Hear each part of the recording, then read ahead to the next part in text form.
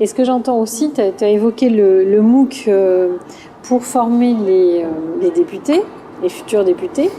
Mais on en avait discuté une précédente fois. Moi, je crois beaucoup à un équivalent d'université populaire, mais au sens d'avoir des briques de connaissances pour que les citoyens que ça intéresserait puissent comprendre déjà notre Constitution, tout l'appareil démocratique, puisque la plupart des gens ne connaissent rien.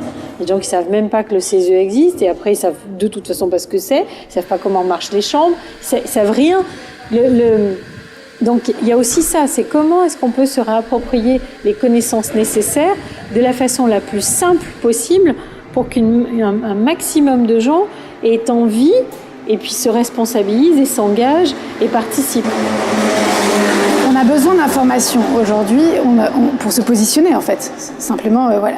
On n'a pas d'informations qui nous permettent de librement faire des choix en fait en conscience. Parce qu'aujourd'hui, c'est des gens qui orientent les débats avec des budgets, du lobbying, d'intérêts privés en général et tout ça. Et donc du coup, comment est-ce qu'on peut ouvrir ça et faire en sorte que des parties prenantes d'un même sujet, je sais pas, on peut évoquer le nucléaire par exemple. Moi, mon rêve, c'est de faire une conférence de consensus, de dire on va enfermer Areva, EDF, les Amis de la Terre, le RAC et Greenpeace dans une salle.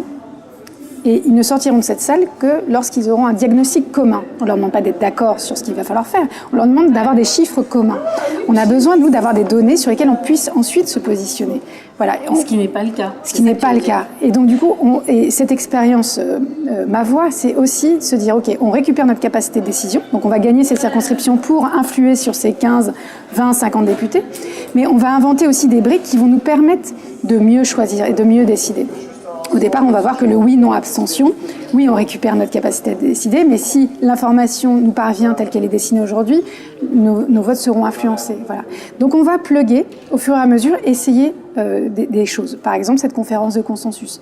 Ça peut être aussi, sous une autre forme, on va indemniser 100 citoyens, par exemple pendant 1 mois, avec nos sous qu'on aura à l'Assemblée nationale, 100 citoyens qui vont travailler pour nous, qui vont faire des auditions en commission, etc., qui vont déjà débroussailler un sujet, toujours sur le nucléaire, imaginons, et c'est eux qui auditionnent toutes ces personnes-là. Et voilà, ces citoyens sont tirés au sort, ils sont indemnisés, et puis ils vont, une fois que leur mois de travail est passé, nous présenter l'état et un rapport, en fait. Et du coup, ça va nous aider aussi à nous positionner. Mais c'est intéressant d'avoir un regard de néophytes qui vont interroger des parties prenantes qui vont être accompagnées et tout pour formuler leur diagnostic à eux. Voilà, il y a plein d'outils qui existent. En fait, il y a des expérimentations dans le monde entier qui existent aujourd'hui.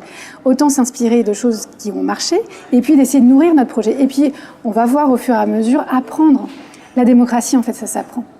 Oui, donc tu as mentionné 2 choses. Tu as mentionné d'un côté le benchmark et de l'autre côté la notion d'expérimentation, même 3 d'ailleurs, et de coopération.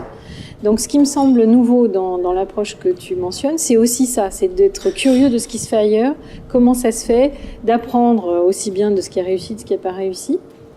Donc ça, tu confirmes que c'est nouveau par rapport à la vie politique française? Ce qui est nouveau, les partis politiques sont les meilleurs pour aspirer des choses, mais toujours dans le but de garder le pouvoir. C'est aussi un effet un peu communication. L'UMP a sorti ces jours-ci une application direct citoyen ou je sais pas quoi pour être au contact tout le temps des électeurs et qui choisissent machin. Bref, peu importe. En gros, ils sont assez bons quand même pour aller renifler ce qui se passe de mieux et le réinjecter, mais toujours dans la volonté de garder le pouvoir. Là, l'expérimentation, elle est faite pour que les citoyens récupèrent ce pouvoir, récupèrent leur part de responsabilité et donc de réapprendre tout ça. On n'est pas là pour faire gagner un tel ou un tel ou un tel, on s'en fiche, puisque l'idée, c'est d'apprendre à mieux débattre ensemble, à faire sortir, que ce soit pas un camp qui gagne, mais bien l'intérêt général. Donc on va essayer ça. C'est un parti politique, un mouvement politique qui va dire on va se planter. Alors ça, c'est la deuxième idée. C'est de cette notion d'expérimentation où tu annonces tout de suite que peut-être ça peut ne pas marcher. Oui. Et donc, ça aussi, c'est différent quand même. Parce que j'ai bien entendu que tu dis les partis politiques, on sniffe, veille les informations, mais c'est quand même pour les récupérer, pas forcément pour dire tiens, ça a été fait à New York, ça à Bogota, etc. Et qu'est-ce qu'on peut faire, quelle nouvelle sauce on peut faire au service du bien commun et des personnes.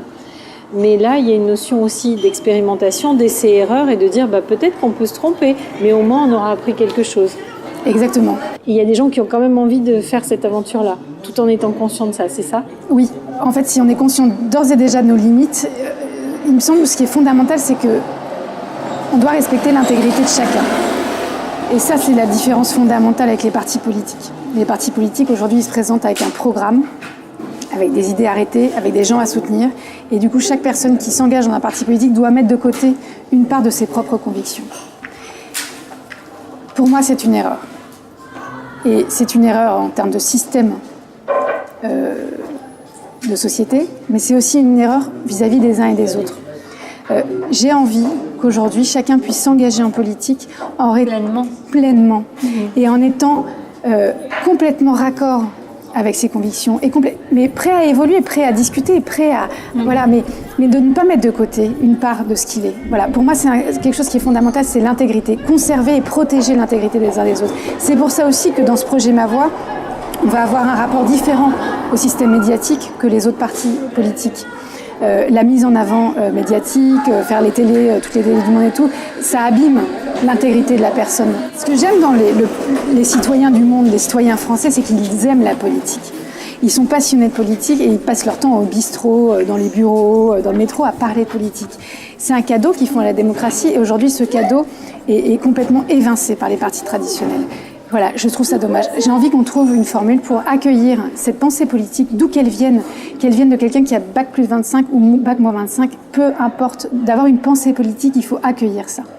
Ce que tu dis là, ça me fait penser, enfin tu l'as mentionné déjà sur la notion de bon sens, et je me rappelle d'enseignant à la Sorbonne qui distinguait, mais alors comme ça, donc le discours savant des conversations de comptoir, les supposants vides. Et moi, j'ai été très intéressée d'écouter un peu tout le monde dans la rue. Alors, c'est pas le cas de tout le monde, mais j'ai entendu des paroles, mais super ou fines ou profondes ou sensées aussi des SDF, de X personnes. Donc, cette croyance que ce n'est que à l'université qu'on sait penser et qu'on pense juste et qu'ailleurs, on n'est pas assez cultivé pour penser bien et que alors si en plus on est SDF, alors là c'est complètement même pas possible. Je trouve que c'est pas juste parce que chacun peut apporter quelque chose et après c'est une éducation à faire. Quand tu parlais quand tu as parlé, il y a deux choses. Il y a une éducation sur les connaissances dont on a déjà parlé, qui me semble essentielle parce que la majorité des gens n'en ont plus. Alors ils parlent politique mais plus dans l'opinion que dans des éléments. Et l'autre éducation, elle est sur les représentations. Comment est-ce qu'on peut arriver à apprendre, à discuter, à débattre en accueillant un propos qui soit différent, voire apparemment opposé, sans que ça finisse en guerre et du coup que les deux personnes restent sur des opinions complètement figées, bloquées. Donc je pense que c'est vraiment des apprentissages à faire en termes de briques de connaissances, de représentation sur une connaissance donnée et du coup ça fait prendre de la distance par rapport à l'idéologie et du coup aussi acquérir des capacités à dialoguer, à savoir communiquer son propos et écouter le propos de l'autre. Qu'est-ce que tu en penses ? C'est exactement ça. C'est aujourd'hui, parce que la décision politique nous est complètement confisquée, on est en train de se bouffer les uns les autres. Il y a une volonté politique traditionnelle de nous monter les uns contre les autres.